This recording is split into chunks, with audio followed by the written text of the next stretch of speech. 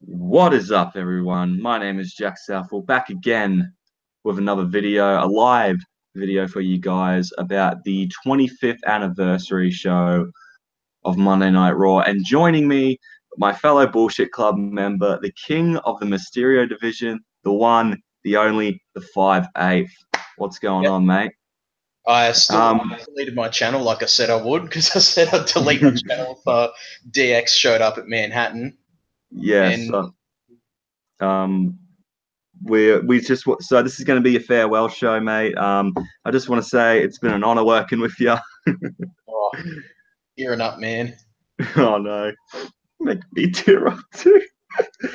But all right, we'll keep the tears internally and talk about and cry for a different reason, because this show, this is honestly one of the most disappointing Raw. It might be the most disappointing Raw ever. Well, there's been some bad ones, but I would agree. Oh yeah, Top just five, top like 10. disappointing. If you're talking about just completely shit, like there's way worse out there. But like, Yeah. yeah, we were expecting, maybe something cool and new, or just everyone to do their thing. But like, I don't know, maybe I was expecting a lot more. Raw was broadcast at the Barclays Center in Brooklyn and at the Manhattan Center in New York, which, Oh, considering that the worked out stuff, so well, didn't it? yeah, considering the stuff that took place on that show, was it really worth it? I don't Was think so. Yeah, I don't think so either. I think it was a bit of a waste. When we run through the show and talk about the bits that did take place, you'll just look at this and just go, why did this happen? Why do they need the Manhattan Center just for shits and giggles? Like bloody Jerry Lawler was falling asleep midway through the show. Like, if you guys Stop. haven't seen the picture on Twitter, it's probably the biggest. It's probably the most. I'm trying to think of the words. It's probably the best way to describe this show in a nutshell, because man, Manhattan got fucked over tonight. They got Oh, fucked over. it's so annoying. Like they have. And on top of that, the commercials breaks on this show were ridiculous. We'll get to one bit in particular that really pissed me off, but I'm Triggered. sorry, Fox 8, I don't want to sit through more finder.com.au ads, okay? Who They does? fucking brought them back. They Who brought them does? back. I thought we were done with finder.com.au ads, Fox 8, but no, Mm-mm. they're back. And then pretty much half of your ads are about bloody life insurance. Like, is that meant to be a stab at us wrestling fans? Like, you're going to sit in your ass for 3 hours every week. You're going to get fat and fucking die. So better pay up that life support, mate. So That's actually not I bad marketing, to be honest. it's actually not.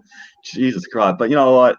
Before we ramble on too much, we might as well just kick off where the show all began. So we start off with Stephanie and Shane McMahon in the ring, and saying, "Welcome to Monday Night Raw" and all that. And they show a bit of a promo package of some of the best moments of Monday Night Raw, set to "My Songs Know What You Did in the Dark, Light 'Em Up" by Fall Out Boy, which, fine enough. At least it's not anything off their new record, I guess. So my favorite sign in the crowd, there was a sign that said WWE used to be cool, which, yeah, thanks for holding up that sign and giving them your fucking money, you idiot. But How much did they pay oh, for those seats? I'm actually curious.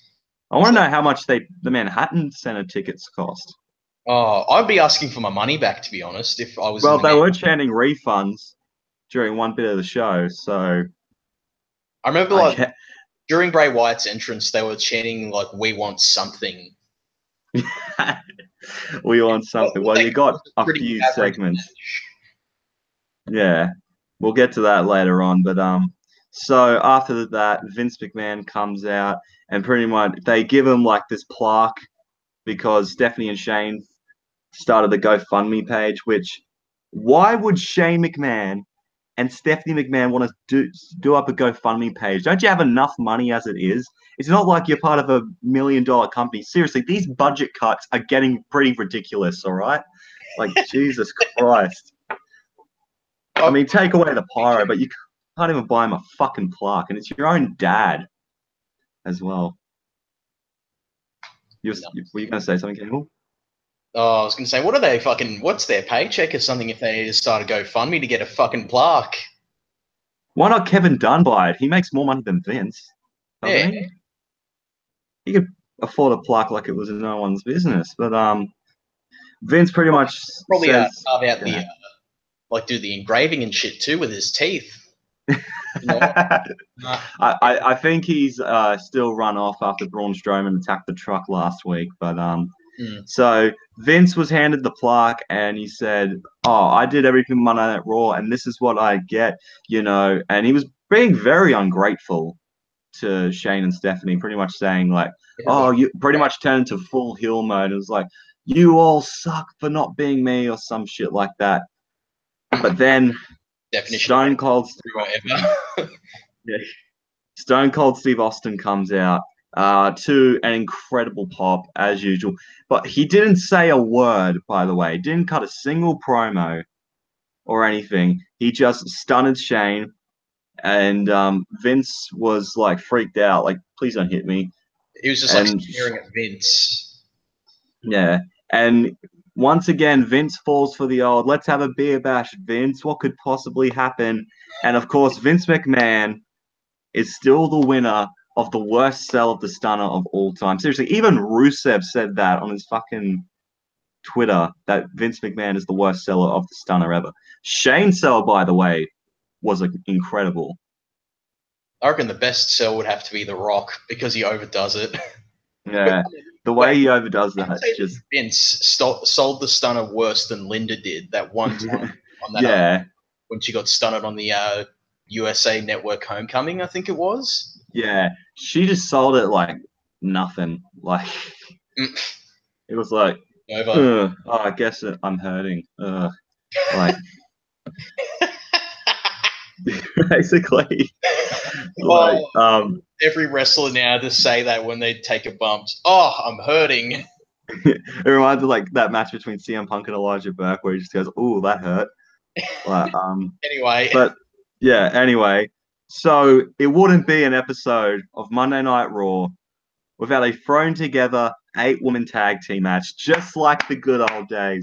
oh, Women's Revolution, people. Women's well, Revolution.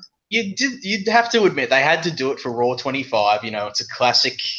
It's a Yeah, classic. it's a throwback episode, and you can't throw back more than thrown together Divas tag matches. Oh no, women. Sorry. Seriously, it's been 2 years since they said that. I'm still fuck up and call them Divas. So it was Fucking idiot. Nia Jax, Alicia Fox, and Sonya Deville and Mandy Rose from Absolution, and versus Mickey James, Bailey, Sasha Banks, and Asuka. Yeah, Asuka.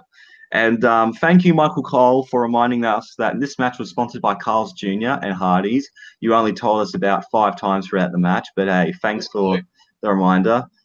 Also, Michael Cole for making me want to off myself because 5 minutes into the match, you said, "It's boss time!" Not exactly like that, but fuck, oh my, I don't know. no, it's not like Michael Cole. You actually put an energy to what you were saying. So Oh, yeah. Wait a minute. It's boss time. that's Oh, better. my. That's better. Oh God. Why did we have to put poor Jim Ross and Jerry Lawler in the Manhattan Center Yeah, I instead know. of fucking Michael Cole, Corey Graves, no offense to Corey, and Booker? I don't know what the fuck I'm talking about. Just It's tea yeah, time. tea time. There's going to be a lot of that tomorrow on WTF mode. Yeah, yeah, and whatever. So honestly, there were like 2 or 3 commercial breaks throughout this match because USA Network need to squeeze in whatever they could to pump in those commercials, get that revenue going. Good on your USA Network. They're probably not going to be on your station in the next 2 years, but you know what? Just squeeze it out of them as much as you can. So I honestly can't remember the ending of this match. I honestly don't give a fuck about the ending of this match. All I knew, I think the baby faces went over, and at the end, Asuka pretty much threw everyone over the top rope because it's the let's throw cunts over the top because Rumble's on Sunday spot where, That or she thought it was the Royal Rumble tonight.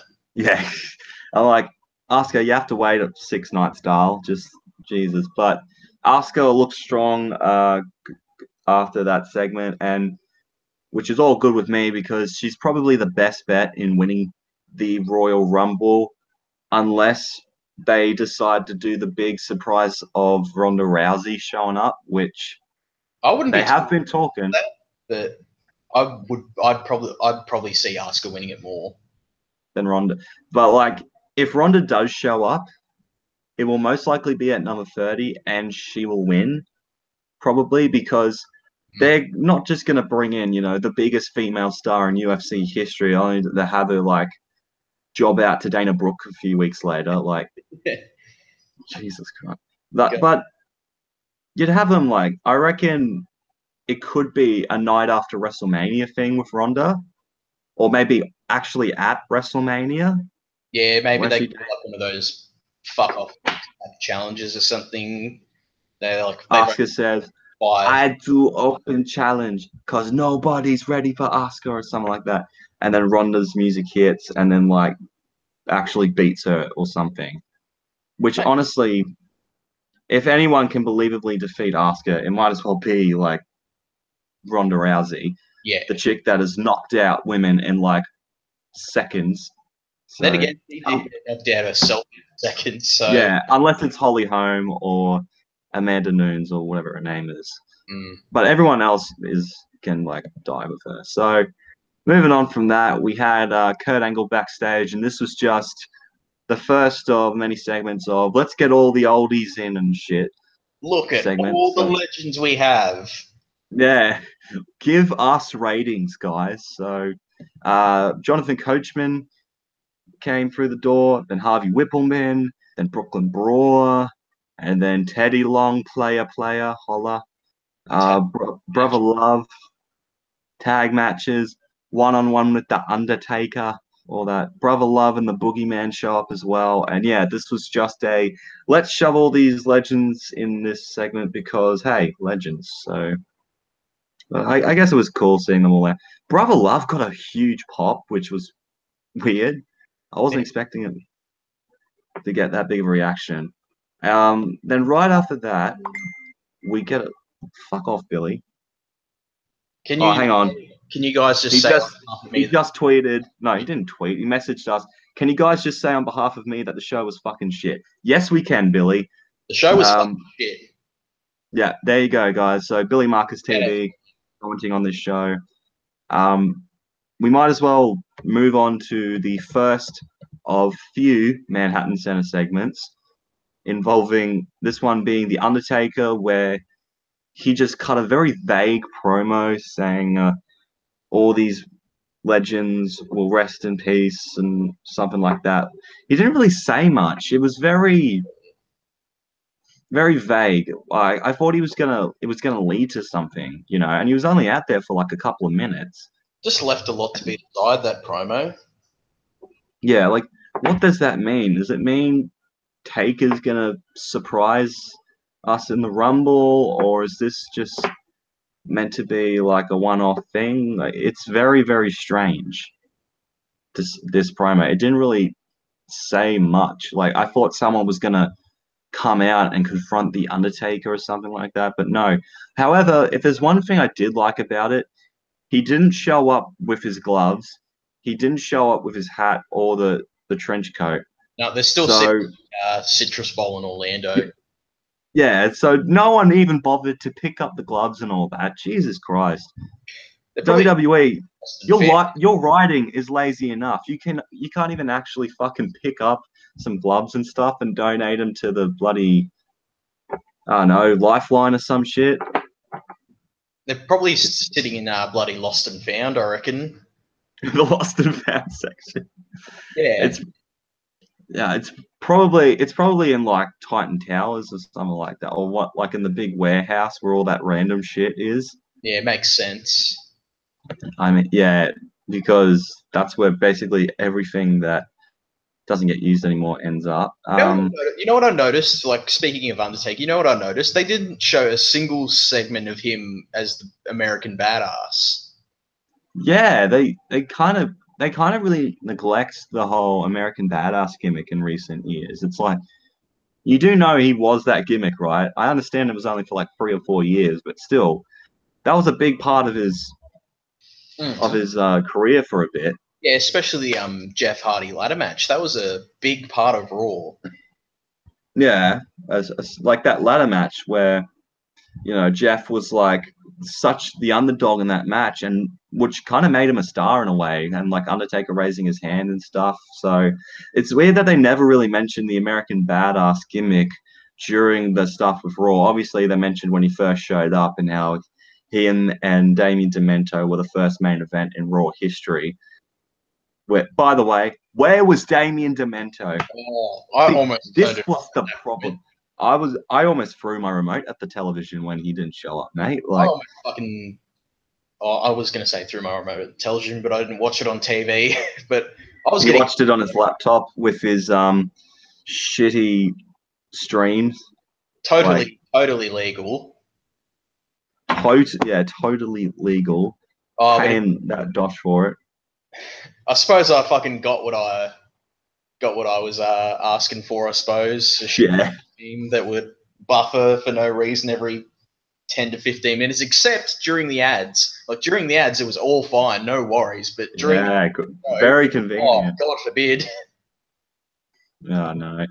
But then they had the APA playing poker backstage with Heath Slater and Rhino, and then Ted DiBiase showed up to have a game and all that. So yeah, that would be a thing that would happen several times throughout the night, where more people would just come in and play poker with the APA. So after that, they just had all of the past Raw general managers show up, like John Laurinaitis, Eric Bischoff, who got a big ovation. There was someone else. There was someone else. I can't remember who it was. Was it Shane? No, it wasn't Shane, was it? No, Shane was already out at the beginning of the show. Man, that's going to annoy me now. Yeah, I've now we forgot. They didn't have Ric Flair come out because he was like the first general manager of Raw. In a way, yeah, he owned it for a little bit. Yeah, William Regal. That's the one. Of course, yeah. William Regal. Duh. Like, but on top of that, where was Hornswoggle, the anonymous Raw general manager? Mm-hmm. Like, couldn't even have like an iPhone or anything or an iPad or whatever. Yeah. However, if there was one person on this show that I was fuming didn't show up, where was Mike Adamle? Where was he? I wanted a segment with him and Jeff Harvey meeting together. Like, it needed to happen, man.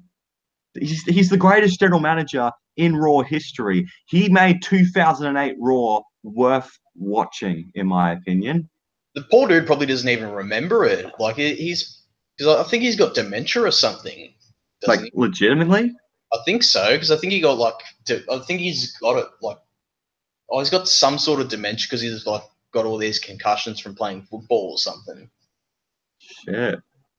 So that's might have been why he didn't turn up, and also because it wasn't very memorable. So I mean, no, be real. Nah.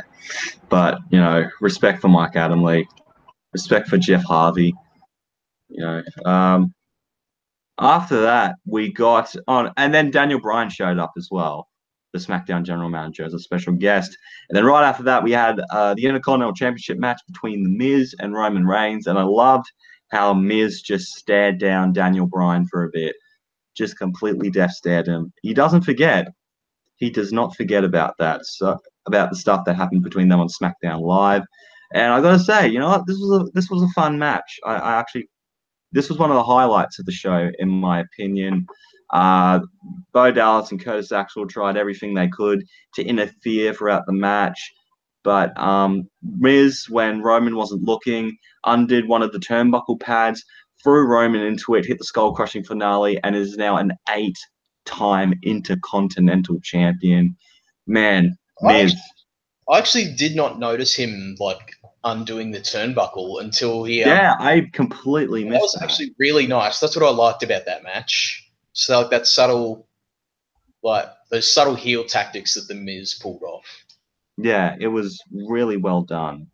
It just made Miz so like a smart heel as well, instead of just a cowardly chicken shit heel, which seemed to be the only heel that WWE knew how to make for a while. Like Miz is actually crafty in the ring, and his promos kind of back up his craftiness, and it's And he great. knows how to work the crowd as well, so that Yeah.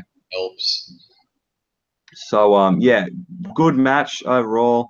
Roman's lost the IC title, so you know what that means. Fuck off, cunt. He's not fucking Universal title, baby. winning the Rumble.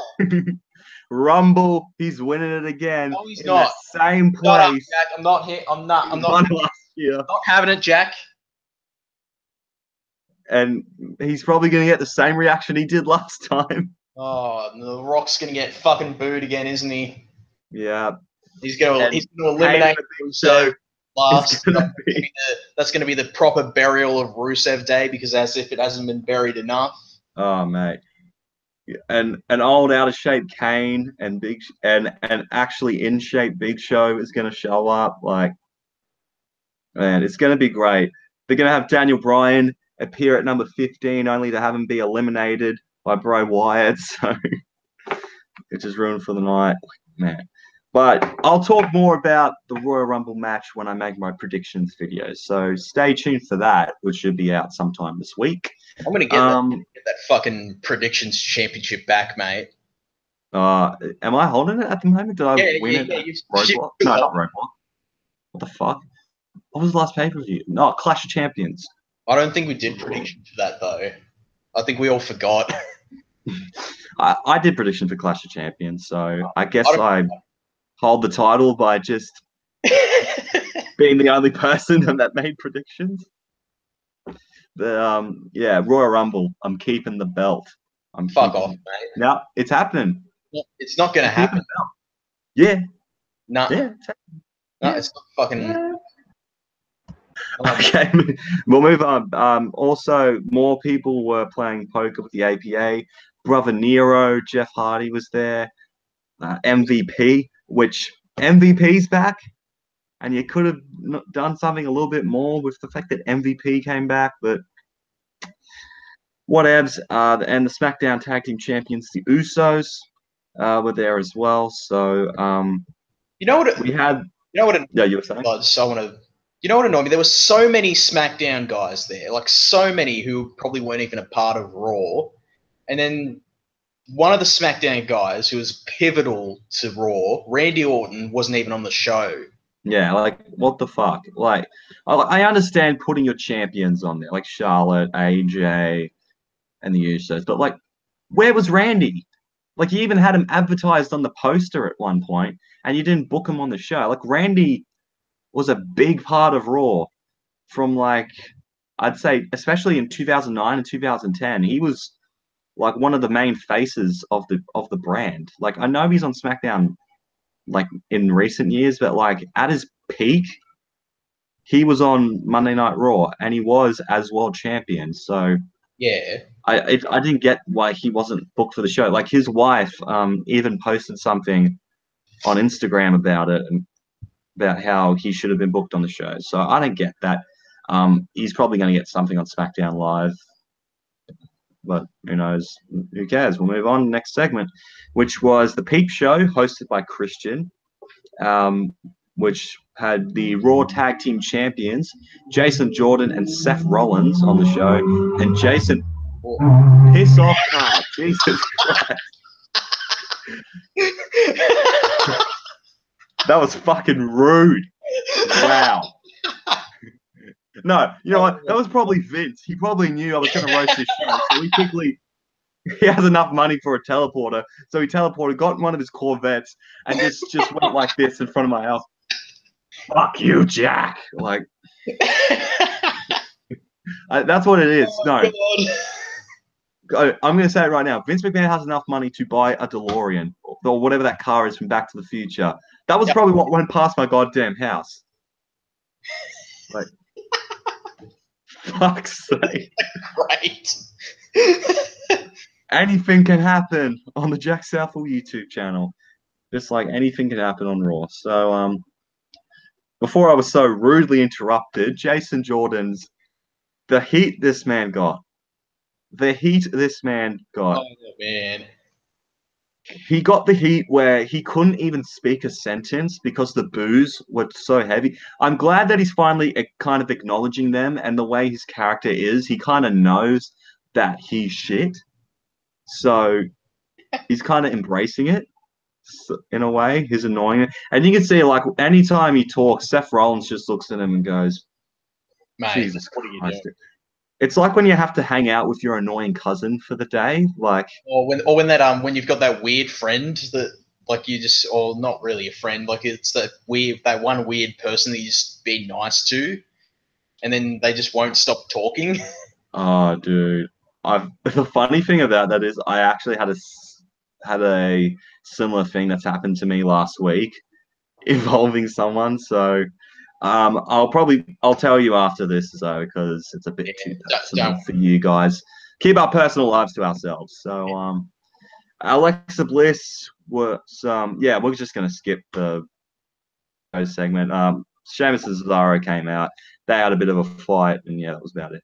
So Alexa was cutting a promo backstage with Charlie Caruso until Charlotte Flair came out, the SmackDown Women's Champion. Can I just say, Charlotte looks like a giant compared to oh, Alexa Bliss. it's like if fucking Rey Mysterio It's so was standing next to Andre the Giant, to be honest. yeah, or in your case, Rey Mysterio standing next to Rey Oh Mysterio. my god. Hey, you've got that belt for a reason. Hey. You have to acknowledge the meme. We've been doing this shit for a whole year, mate. Yeah, whatever. You're holding the Mysterio Division belt, so don't get offended now. But after that, Ric Flair showed up and wooed in Alexa's face. That sounded really terrible. Yeah. So after that, we got quite possibly the most exciting. I don't know. Titus Worldwide showed up in the APA segment, so sick. Then we got to the Manhattan Center match. Yeah, remember the Manhattan Center? That was meant to be a big part. They only got one televised match. Oh no, they got two televised matches. Excuse me. That went for like less than 5 minutes. We had Bray Wyatt versus Woken Matt Hardy, which cool to see. But Bray wins. He beats Woken Matt Hardy.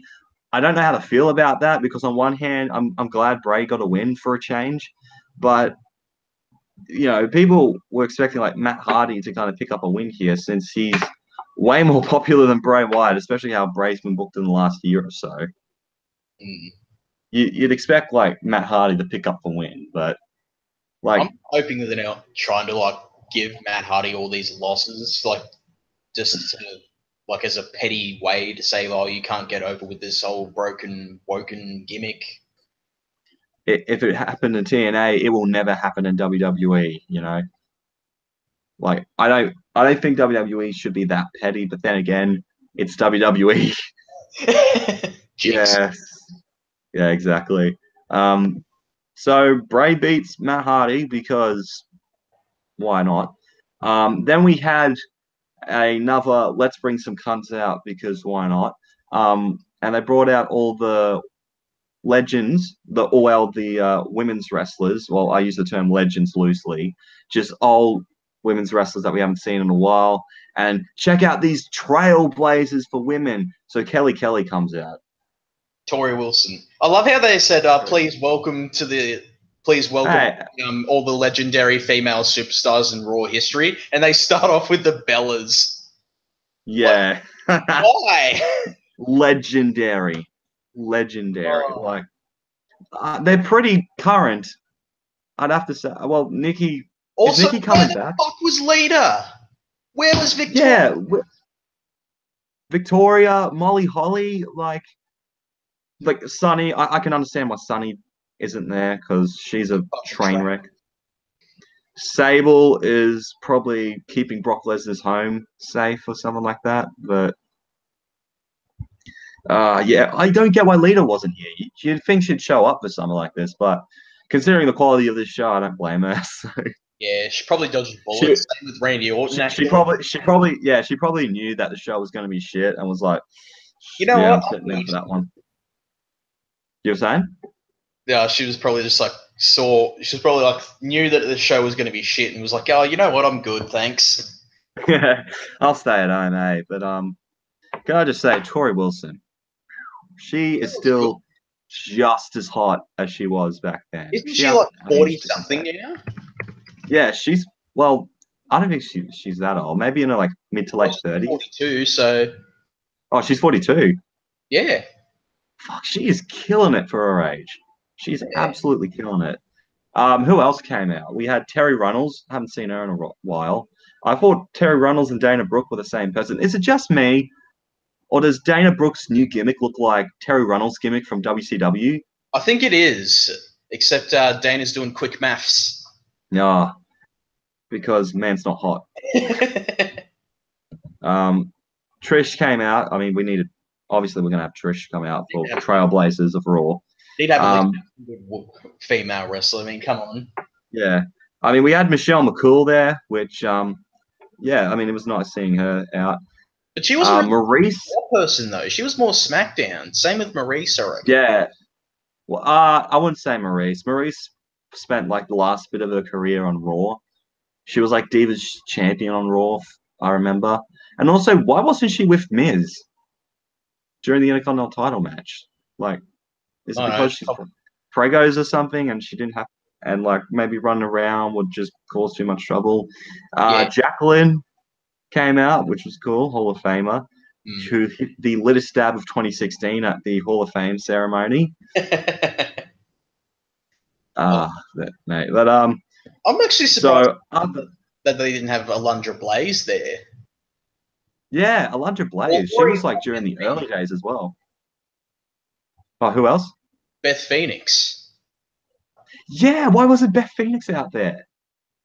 Like they're actual trailblazers, other than fucking Kelly. Like you could name like so many names from like back in the day on Raw that should have been there but weren't. So yeah, like Melina, I guess. Oh jeez. Oh, I don't know.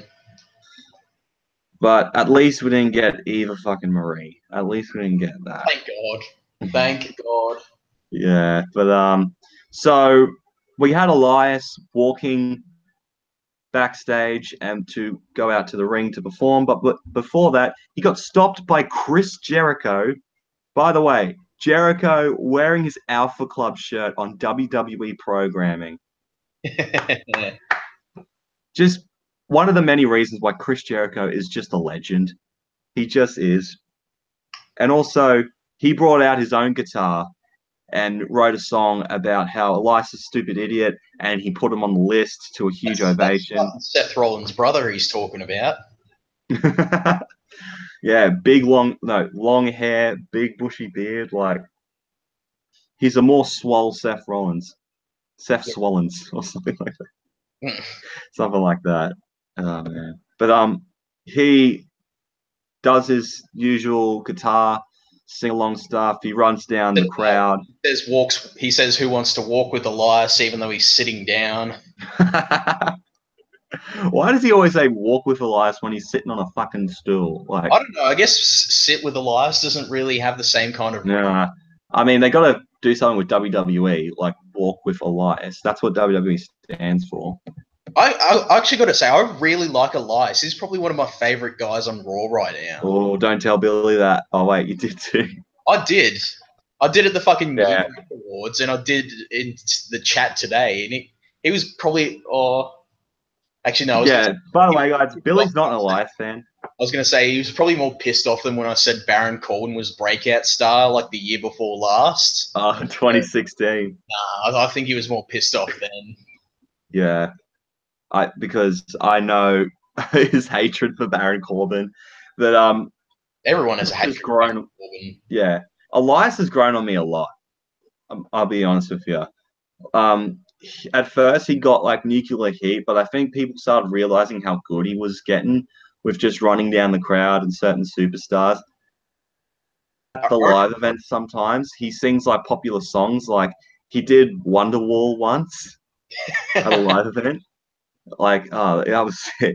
Like, Oh, really? I really wanted him to perform across the nation or something, or one of the old Raw themes. That would have oh, been that would have been cool. Could you imagine him doing like "To Be Loved" by Papa Roach or something? that would have been great. That would have been. But Uh, he gets interrupted by John Cena, Bull.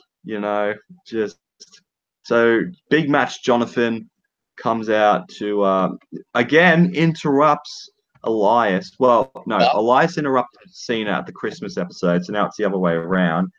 And of course, Jimmy Fallon was in the front row, so they got to have Cena out in front of Jimmy Fallon. We got to get that mainstream exposure. You know what I mean? We got to get on talk shows and shit, because even though the New Day, Triple H and Stephanie already did. yeah, So, that was but kind of funny actually. yeah, the Triple H singing that song from Moana, like he nailed it. I will say, Triple H, you nailed it, mate. Mm. So Cena cut a promo to the crowd and all that, but the thing that surprised me, Elias took his guitar and smashed it over Cena, beat him up, and I was like, okay, Cena's going to go for his comeback, but he never did. Elias laid out John Cena, so are Big they going to feud? Because surely they'd have to lead to a feud, or it's like, though. I mean, if Cena's going to be in the Royal Rumble, Elias is also going to be in the Royal Rumble as well. I don't think it'll be like a WrestleMania feud because No, like everyone's been reporting that John Cena is going to be in a match that's bigger than his 15th or 16th World Championship, whatever he's up to.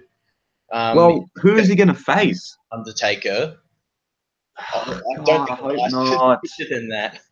Let him rest, mate. Let Taker rest. I'm glad that he didn't announce anything about the Royal Rumble or anything like that because, like, Taker, just stay retired, mate. You've done everything. Don't pull a Ric Flair.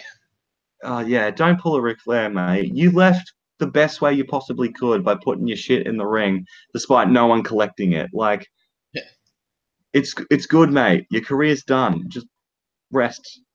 Don't rest in peace. Don't die or anything, but Yeah, nah. just rest in happiness I in was, I was gonna, retirement, I guess. also I was gonna say I think Elias is also pretty good because like the Miz, he really knows like how to work the crowd. Yeah, he knows exactly what to say to piss off the fans. So, Yeah. um, good, great props to Elias. I'm actually pretty excited if they are going to do an Elias John Cena feud. They could really build up Elias quite a bit, although it'll probably lead to Cena getting the victory in the end, as most of his feuds. He But had it too. yeah, so we'll move on to the next segment. We had Mark Henry meeting up with the Godfather, so a Nation of Domination reunion. Except without three If Ron quarters of Simmons, if the Ron nation. Simmons was, yeah, if Ron Simmons was there, then it would be a true Ron Simmons and The Rock. Then it would have been like set.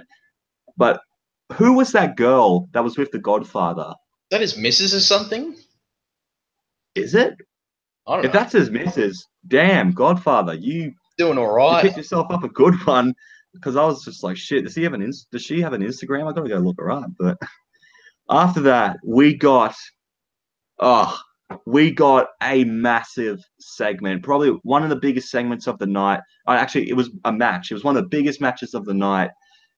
Titus Worldwide versus Heath Slater and Rhino. I mean, man, if That's what that I want doesn't say, for yeah, 25. main event worthy right there. And by main event, I mean WWE main event on the network, like not the actual main event, because who gave a fuck about this? Like they went to commercial, and as soon as they went back, they were brawling with each other and called a no contest. Because they knew But hey, that we got the see it. yeah. But hey, at least we got the Dudley boys out, which was cool to see. Heath Slater got put through a table, 3D through a table.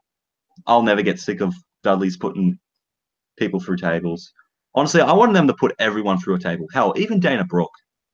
I mean, seriously, if you could powerbomb Mae Young off of a stage, I'm sure Dana Brooke is no problem to you guys. Yeah. She can take it. But Right.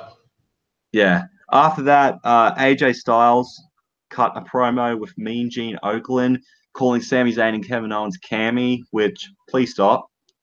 Like, Please stop doing that. don't give them ideas for tag team names. Fuck me. There's so many tag team names nowadays. It's like, I don't think that's their actual tag name. That's just because you know how WWE will just write really dumb shit in promos and try to get them over, but they end up failing miserably.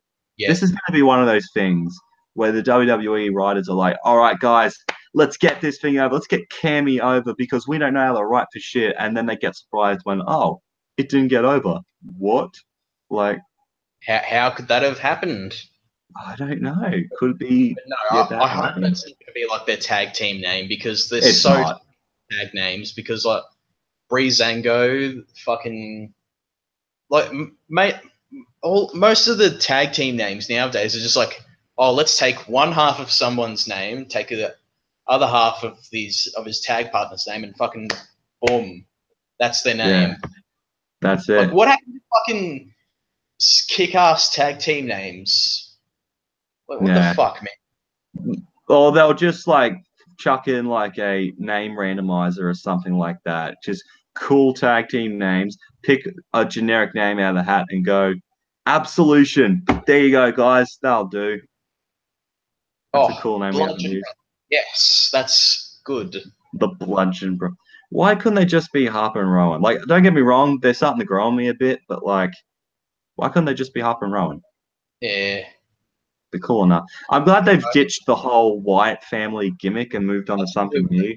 That's probably why they don't call them like Harper and Rowan like officially. That's probably why they're called the Bludgeon Brothers. Yeah, but I guess at least it's not the Wyatt family, so I'll give them that, I guess.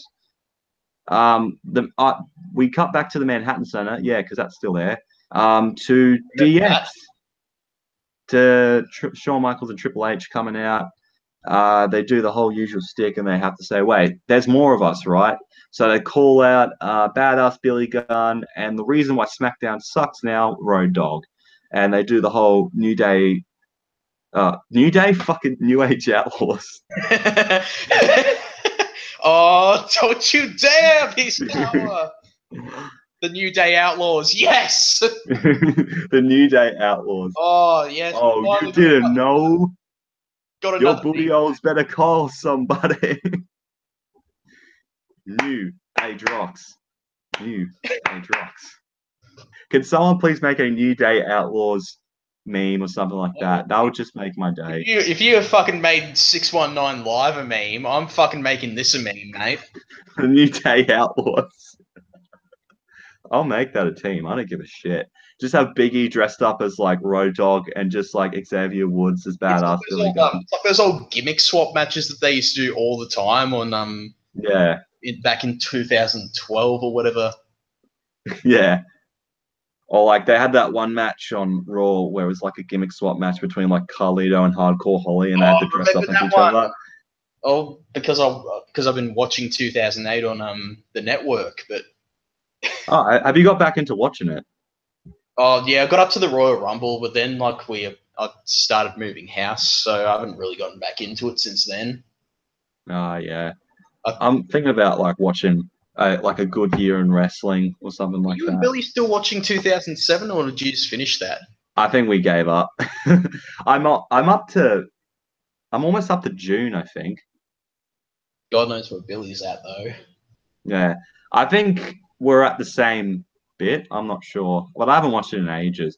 I think that's a good thing about like watching old stuff. Like you can just leave it for ages and just come back to it whenever. Who the fuck is calling you in the middle of the podcast? Hang on a second. All right.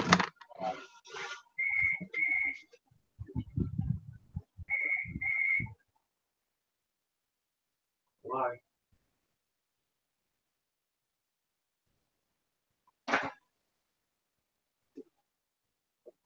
Fucking telemarketers, man.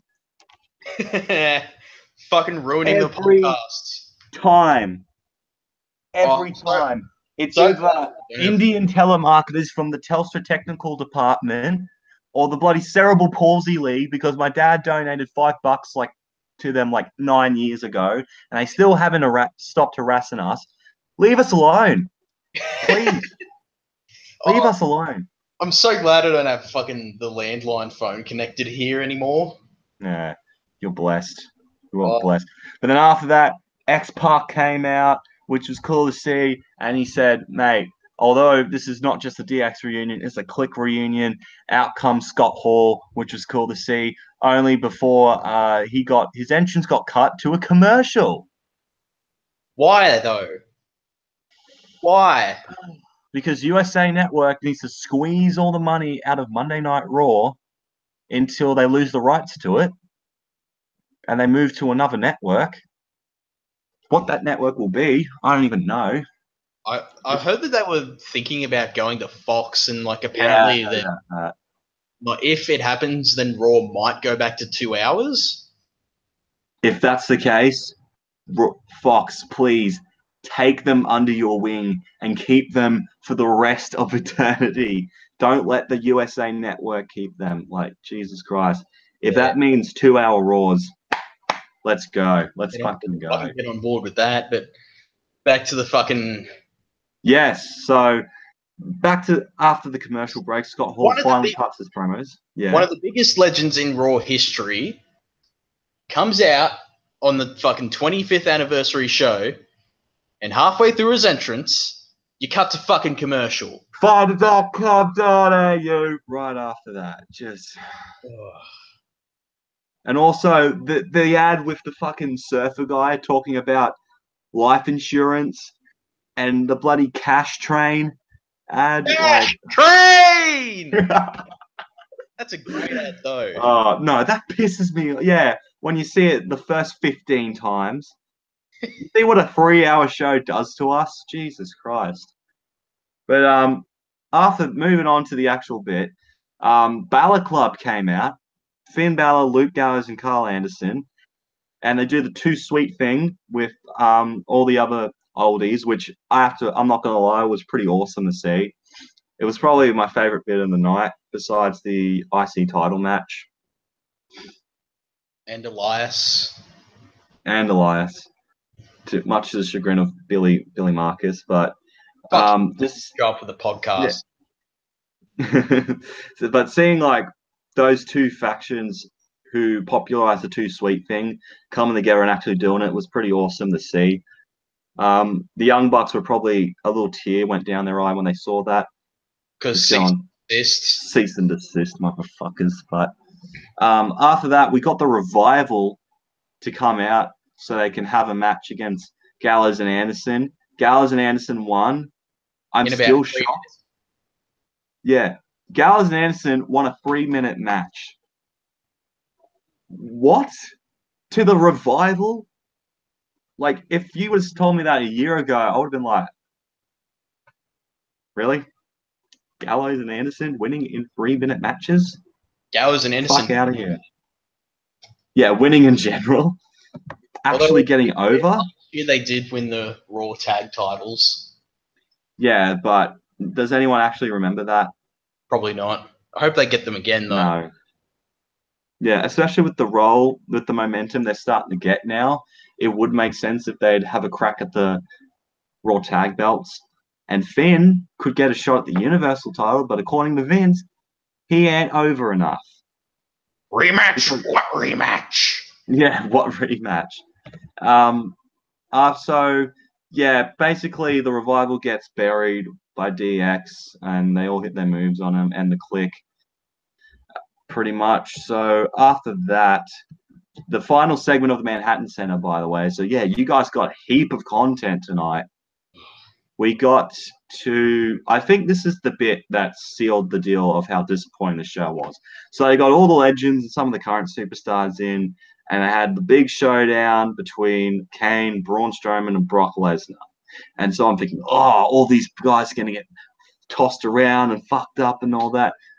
What the most craziest thing that happened was Braun Strowman hit a running power slam on Brock Lesnar. And the table and that was it. And the table delayed when it broke. Yeah, that was an I am the table moment right there. And that was it. Braun stands tall, which, fine by me. But if you really wanted to end the 25th anniversary on Raw on a high note, get all the wrestlers surrounding the ring and just for an all-in chuck them like they're not. Get Brock Lesnar and Braun Strowman. Like, you could have had them, like, break them up and all that, and just Braun and Brock could have just thrown them like they were rag dolls. Yeah, just get fucking Braun to throw Coach into the fucking third row or something. Yeah, that would have been great. That would have been a great way to end Raw 25, but nah, we couldn't do that. Running power slam. Just a simple little running power slam to a table, and he just holds his hand up, and that was it. So, yeah, that was basically the 25th anniversary of Monday Night Raw. For all the build-up it got, just to receive that, like, not going to lie, bit disappointed. Yeah. Hopefully they get it right in the next 25 years. Yeah, we can only hope for that. But if I'd have to say, one of the highlights for me on this show was the Intercontinental Championship match, because it just showcased how good The Miz was. Elias and John Cena segment for actually building up Elias, and the DX Balor Club moment where they're all too sweet each other. That was definitely the highlights of the show. Yeah. Everything else was just kind of legends show up, cool, like, or just thrown together matches with no meaning or purpose. So, and the treatment of the Manhattan Center as well. They only got like 3 segments and 2 matches in an entire 3-hour episode of Raw. And I reckon combined that probably went for about 10-15 minutes. Yeah. Honestly, if I was there in that arena, well, no, actually, while the show was going on, they got some great action. They got 2 205 Live tag team matches. So, wow. That's money well spent right there. Oh, I'd honestly be asking for a refund if I fucking... They were chanting, "We want refunds" during the show. Honestly, just trash the arena. I wouldn't be surprised if there's a fucking riot going on there right now. Hey, I'm surprised I haven't read any stories of just the Manhattan Center getting destroyed. Like, if I was there, I would have gotten like a bunch of my buddies to just rip off the barricades and just destroy the ring and all that. Like, go in the ring and have your own match. Yeah, fuck it. I'm surprised no one did that. Well, probably because the security would have tackled them in like 0.5 of a second. But well, like, I don't get it. When fans jump into the ring, security's on them like flies on shit. But when a wrestler goes through security, they're the weakest thing ever. Like, worst security ever. Yeah, exactly. So overall, this was a very disappointing Raw. So I know SmackDown's on tomorrow, so hopefully they can do something a little bit better there. Also, speaking of build up for a Rumble, got SmackDown 1000 in about 8-9 months' time. I'm fucking crossing my fingers that it's not going to be shit or they're not going to neglect it, because we all know that WWE don't really give a fuck about SmackDown. I'm hoping that this time is the not much. I'm hoping that put a bit of effort into it. Yeah, at least every fucking like 100th episode of SmackDown really has been pretty fucking average. Yeah, but like for the 1000th, you'd think they'd like do a little bit for it. Oh no, but Raw's the flagship show. Raw gets all the fucking bullshit. Yeah, like for the SmackDown 900th, all they got was just the Undertaker and Edge showing up. I mean, overall, at least the product on SmackDown was good, so they kind of have that going for it. So it still is good. That's debatable, in my opinion. Depends on who's on, really. Yeah. But I think before we wrap this up, have you heard the stuff about Enzo Amore? Yeah, I put like before the rape allegations. Yeah, during the Raw pre-show, I put in the chat that he got suspended, and like I didn't really know what it was. Yeah. So for those of you who don't know, some chick posted a status on Twitter saying that in mid-October, Enzo and a couple other lads raped her in October of last year. Now, I would say if these allegations are true, then fuck you, Enzo. Get out of the business, mate. If it is true. But if it turns out it's false, which I'm hearing from some people. There's a good chance it is, because this same woman apparently has bragged about doing cocaine and like heavy drugs and that type of stuff, and she's also faked a pregnancy. So this has a high chance of it being complete bullshit. But I think WWE kind of reacted and decided to suspend Enzo Amore, and because of that, he's been stripped of the Cruiserweight Championship because of it. The 205 Live curse is fucking real, man. I mean, look Like at Rich Swann.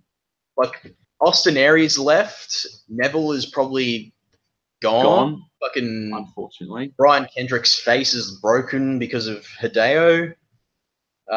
Rich Swann got suspended, and I'm pretty sure no charges are being put against Swann. So I don't know. And Enzo gets faced with rape allegations. Like, 205 Live's fucked, man. I mean, they have their own touring show, which why would anyone want to go see 205 Live touring show?